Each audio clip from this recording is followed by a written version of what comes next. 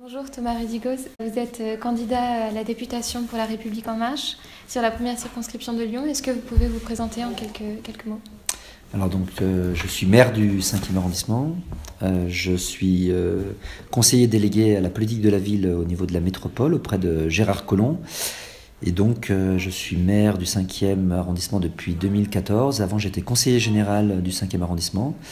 Voilà, je suis rentré en politique avec Anne-Marie Comparini, qui était à l'époque présidente de la région Rhône-Alpes, qui a été députée aussi de cette circonscription, qui était une députée UDF, puis qui a été ensuite une des fondatrices du MoDem. Et c'est avec elle que je suis rentré dans la vie politique comme collaborateur. Et ensuite, Gérard Collomb, quand il a décidé d'ouvrir son équipe, sa majorité, à d'autres sensibilités politiques que la gauche plurielle, notamment au centre, j'ai rejoint Gérard Collomb en 2008 avec un certain nombre de mes amis. Et c'est à ce moment-là, voilà, que je suis devenu élu et que je continue.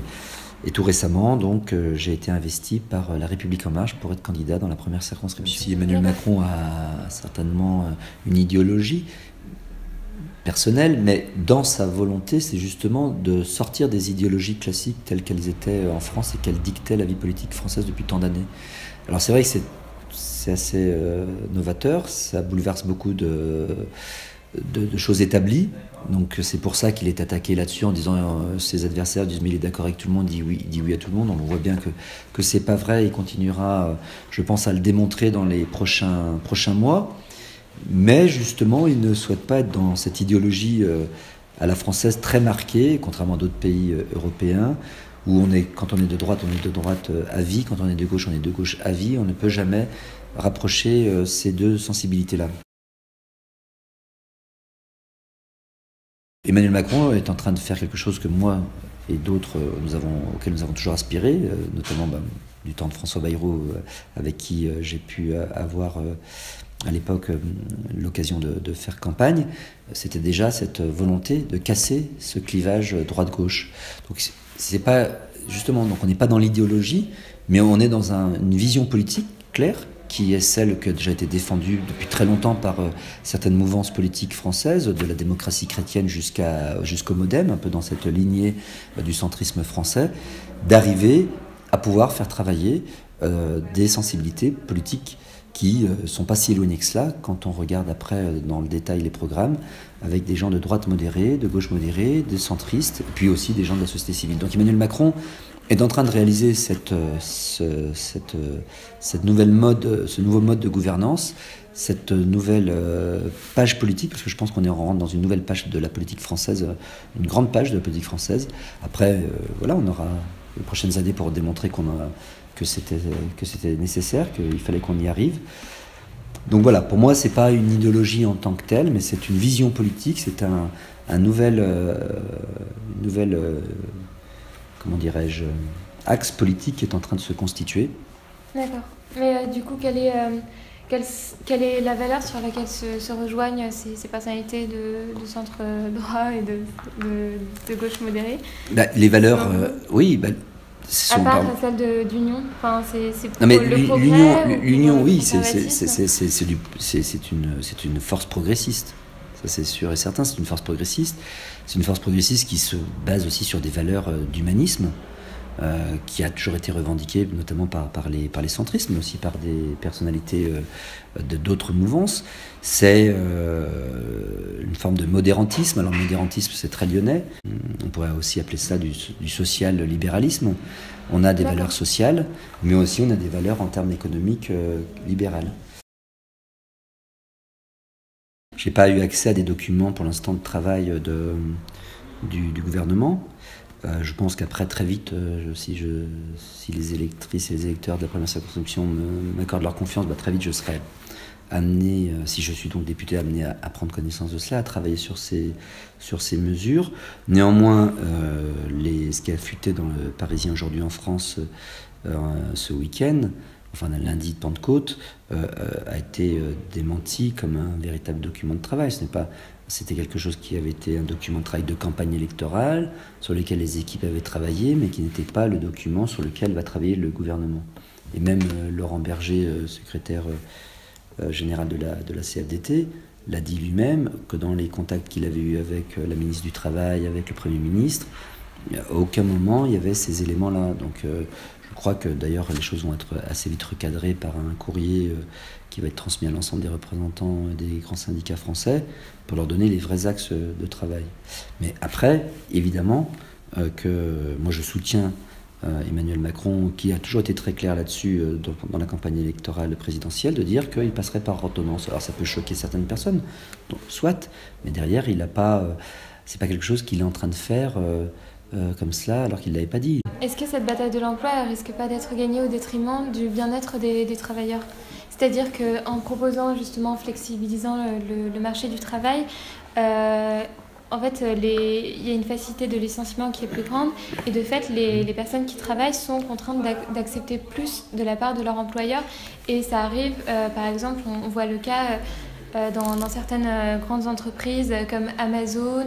Enfin voilà, il y a des conditions de travail qui sont parfois quasiment inhumaines, quoi. Et ça, en fait, on a l'impression que c'est un thème qui est généralement laissé à l'extrême gauche ou à limite un peu à la gauche, mais que la droite ne s'en saisit pas beaucoup, en fait, du bien-être des travailleurs. Non, je pense que ça, c'est des visions justement caricaturelles pour caricaturer le. Je ne crois pas du tout qu'il faut croire qu'on va rentrer dans un système ultralibéral. On ne pense qu'au profit et aux intérêts des grandes entreprises.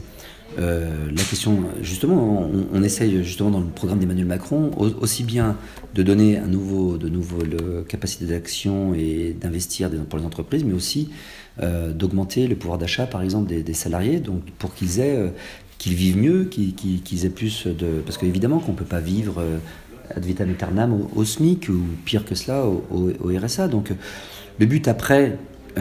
il faut effectivement, et c'est pour ça que quoi qu'il en soit, on veut renforcer aussi on ne veut pas, avec la réforme du droit du travail, c'est pas la volonté de dire qu'il n'y aura plus de représentants du personnel dans les entreprises, pas du tout. C'est que par contre on veut que les choses se fassent au plus près des entreprises. On peut à un moment donné faire confiance aux salariés avec leurs représentants du personnel dans la négociation directe qu'ils ont avec leur chef d'entreprise, et pas de toujours passer par les accords de branche. Parce qu'en France, on est à ce niveau-là, on a quand même une vision toujours très très jacobine des choses, et donc on préfère que tout soit décidé au plus haut niveau plutôt qu'au plus près de la vie des entreprises. Et ça, c'est une vision très très française, et qui, dans le reste de l'Europe, par exemple, ne fonctionne pas obligatoirement comme ça, et fonctionne pour autant très bien. Et je ne crois pas que les salariés allemands soient plus malheureux que les salariés français. Mais il y a par contre un vrai dialogue social qui fonctionne, mais qui n'est pas géré par des grandes centrales syndicales telles qu'on le vit en France. Et je pense qu'il est temps d'en finir avec ce système-là. Même si tout n'est pas rose, Lyon est son agglomération, il y a des quartiers qui sont très difficiles avec des violences importantes, mais on le voit, moi qui suis en charge de la politique de la ville, j'ai à chaque fois pu aller dans tous ces quartiers, dans ces différents quartiers, et me promener, même les parties les plus sensibles, les plus tendues, alors quelques colibets, quelques noms d'oiseaux, mais c'était pas la catastrophe, on ne se sentait pas en insécurité. On va dire que évidemment qu'il y a des quartiers où il y a vraiment des taux de pauvreté très élevés, mais malgré tout, de par tout ce qu'on peut créer à Lyon, tout ce qu'on peut proposer aussi, donne un côté cité plus apaisé et plus agréable à vivre, et qui rejaillit même dans ces quartiers-là, parce qu'il y a beaucoup d'offres qui sont faites avec des services sociaux, avec des services associatifs, avec des centres sociaux, avec des MJC, donc ça contribue aussi au bien vivre ensemble, et on le ressent. Bon, néanmoins, la situation est quand même très très inquiétante. Ça fait très très très longtemps qu'on dit qu'on met des moyens pour ces quartiers-là, et qu'on voit que les choses évoluent. Alors, elles évoluent quand même, il ne faut pas toujours avoir une vision noire des choses, mais on n'a pas réussi complètement à stopper ou à changer la vie dans ces quartiers. Et un des axes extrêmement importants pour s'en sortir, pour moi, c'est la question de l'emploi. Pour ces jeunes, s'ils n'arrivent pas à accéder à l'emploi, et d'ailleurs, dernièrement, j'étais dans un quartier comme celui-là, qu'on classe quartier politique de la ville, dans le 7e arrondissement. Et, lequel ? La cité Jardin. D'accord. Ou cité sociale, selon le terme, l'appellation. D'accord. Et des jeunes que j'ai rencontrés me disaient qu'ils étaient des chauffeurs Uber. Et que malgré tout, ils reconnaissaient quand même que grâce à cela, ils gagnaient leur vie par eux-mêmes. Et que malgré ce qu'on pouvait dire sur ces nouveaux forme d'emploi, qu'eux, ils en étaient contents parce qu'ils arrivaient enfin à gagner leur vie par eux-mêmes, ce qu'ils n'avaient jamais vraiment réussi à faire. Et ils étaient satisfaits et ça leur permettait d'avoir un revenu et de vivre de leur revenu et pas tomber comme de leurs camarades dans une forme de petite délinquance. Donc l'emploi ça sera la seule façon par laquelle on arrivera à aider ces quartiers, notamment ces jeunes-là. Après, sur la lutte sur le djihadisme, c'est s'ils restent au chômage, s'ils restent enfermés dans leur quartier et à déprimer et à se renfermer sur eux-mêmes et à maudire la société dans laquelle ils vivent et à rejeter le système dans lequel ils vivent et donc rejeter notre système démocratique et l'organisation politique de notre pays, évidemment que soit certains rentreront dans la grande délinquance, soit certains dans la marginalisation, la clochardisation, soit d'autres dans une forme de djihadisme. Et on le voit malheureusement, toutes ces différentes formes d'errance touchent malheureusement essentiellement ces jeunes-là. Et ce djihadisme, pour éviter cela, je pense encore une fois que c'est un problème d'ensemble.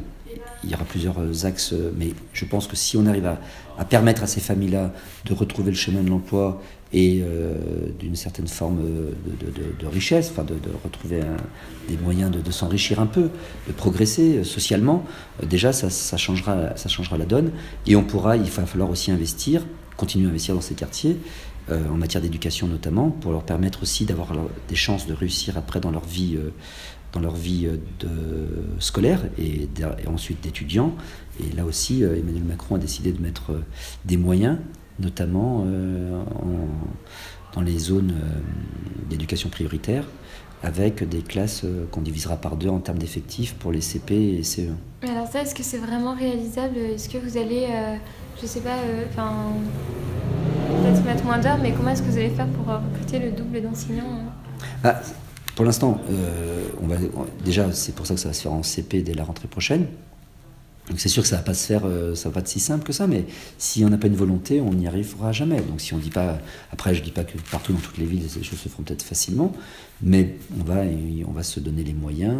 Le gouvernement, le ministre de l'Éducation va mettre un certain nombre de dispositifs en place pour pouvoir le faire. Il va falloir aussi qu'on compte sur les collectivités, sur les communes, parce que c'est elles après qui gèrent le bâtiment.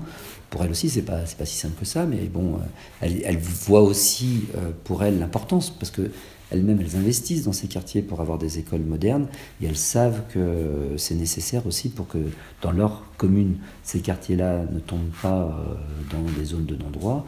Il faut aussi mettre des moyens et ils ne peuvent qu'accompagner l'État. Alors après, c'est vrai qu'on aura toute une série d'ajustements à faire en matière immobilière. Enfin, pour eux, c'est des enjeux importants. Ça va nécessiter des investissements. Mais voilà, il faudra que tout le monde se retrousse les manches pour y arriver. Les gens sont égoïstes, enfin on le sait bien, l'homme pris individuellement, il a d'une nature assez égocentrique, il va penser d'abord à lui, à sa personne, à sa santé à lui, à la santé aussi de sa famille, de son petit cercle, et puis voilà. Et donc sa survie, sa vie, elle est sur 60, 70, 80, peut-être jusqu'à 100 ans pour certains, mais voilà, ce qui l'intéresse, c'est ça. Après, il a pensé quand même à ses enfants, mais ses enfants, pour l'instant, ce qui va des fois être son urgence, c'est comment déjà il survit, comment il s'arrive. Donc c'est vrai que pour ça, l'emploi, l'économie, ces problématiques-là ont beaucoup plus certainement interpellé nos concitoyens, et donc la campagne a été très focalisée là-dessus, parce que quand on est dans un pays qui connaît autant de chômage et autant de problématiques de crise économique et donc d'appauvrissement de certains de nos concitoyens, c'est cela qui les préoccupe en premier chef. Mais néanmoins, cette question écologique, elle est prioritaire aussi. Parce qu'il y a des problèmes aussi de pesticides et de pollution de l'atmosphère, de l'air, qui se ressent directement sur la santé des gens, pas seulement de l'avenir de la planète au long terme. Oui, c'est vrai, vous avez raison. Donc je pense que là-dessus aussi, c'est des choses qui font réagir les gens. Vous avez entièrement raison. Donc sur les questions de santé, notamment de voir la problématique peut-être des cancers qui sont de plus en plus précoces, qui touchent peut-être de plus en plus de gens. Là, j'ai pas de chiffres statistiques, mais sans avoir de chiffres statistiques, on peut le constater de nous-mêmes. Quand on voit dans notre propre entourage familial ou personnel, on se dit quand même, on a l'impression, on ressent quand même qu'il y a peut-être de plus en plus de gens qui sont atteints de maladies graves plus qu'avant. Mais encore une fois, faut pas toujours réagir au premier comme ça. Il faut avoir après des éléments scientifiques pour cela, mais on peut être interpellé. Je crois que là-dessus, Emmanuel Macron, depuis qu'il est président de la République, alors autant peut-être qu'on n'en a pas autant parlé que ça pendant la campagne présidentielle, autant ses premiers pas de jeune président de la République, comment dirais-je, il a montré que c'était une de ses priorités. J'ai nommé Nicolas Hulot comme numéro 3 du gouvernement, ministre d'État, et je pense que c'est une volonté forte pour cela de mener une politique en matière d'écologie et de développement durable, d'avoir un homme qui est ministre d'État, ce n'est pas rien, donc qui a des prérogatives encore plus importantes que ses collègues. Et puis le discours qu'il a tenu suite au retrait des Américains, la décision irresponsable de Donald Trump de sortir du traité de Paris, le discours qu'il a tenu ensuite a marqué les esprits, a marqué le monde entier. Et ce discours-là, qui a été réfléchi, qui a été pensé et qu'il a formalisé, montre véritablement sa volonté politique, et que derrière, il mènera sur ces questions d'écologie et d'environnement et de problématiques climatiques des actions fortes et concrètes. D'accord. Parce on a beaucoup entendu le fait que Nicolas Hulot nommé ministre de l'Environnement, c'est d'abord une volonté de passer un petit coup de greenwashing sur le gouvernement, notamment par rapport au fait qu'Édouard Philippe ait travaillé pour Areva. C'est en fait la première personnalité qui est sortie du gouvernement, c'était Édouard Philippe. Donc il y a pas mal d'articles qui sont sortis sur disons, son anti-écologie et sur toutes les lois qu'il avait votées ou qu'il n'avait pas votées à l'Assemblée nationale. Donc est-ce que vous pensez que Emmanuel Macron, dans son programme même, a vraiment cette intention écologique très forte ou pas? Parce qu'en soi, Nicolas Hulot, jeter l'éponge rapidement. Je pense, oui, mais ça c'est un petit peu tout. Alors on verra. Mais je crois que tous les observateurs politiques ou médiatiques sont pour dire. Mais voyez, moi j'ai un candidat qui est un de mes adversaires très respectable au législatif, qui s'appelle Bertrand Artini, qui est le candidat de Europe Écologie Les Verts. Et on a fait plusieurs débats ensemble, et régulièrement dans ces débats, quand on a abordé cette question-là de l'environnement, il a dit, parce qu'il connaît Nicolas Hulot, il connaît mieux Nicolas Hulot que moi, mieux les positions de Nicolas Hulot, et il est persuadé, lui, et il compte beaucoup sur Nicolas Hulot, et cette décision-là, pour lui, il dit, c'est une décision politique forte. Et quand il s'exprime pas seul, c'est quelque chose qu'il partage avec ses amis et ses soutiens et ses collègues. Et donc il estime, lui, que nommer quelqu'un comme Nicolas Hulot, quand on connaît le parcours, les prises de position de Nicolas Hulot comme ministre d'État, ce n'est pas rien.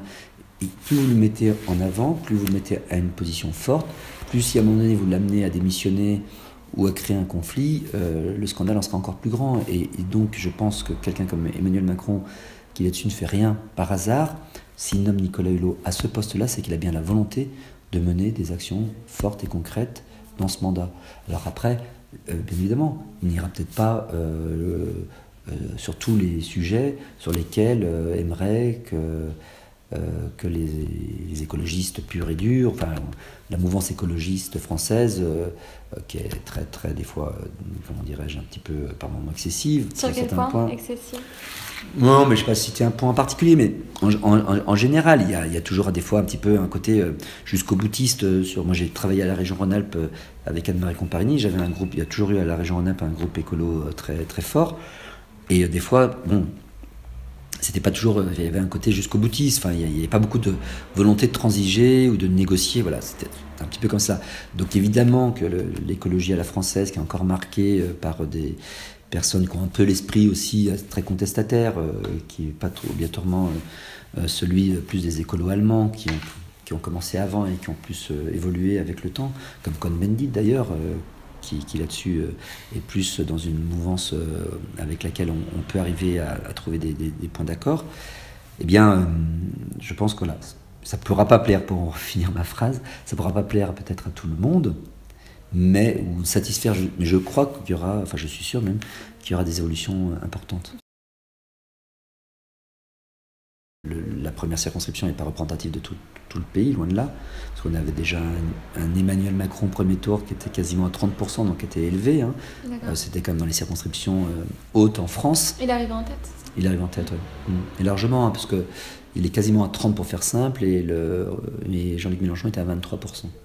Donc il y a quand même et Fillon était à seulement 20%. Donc c'est une circonscription, on va dire, voilà, qui est pro-Macron, quoi, pour faire simple.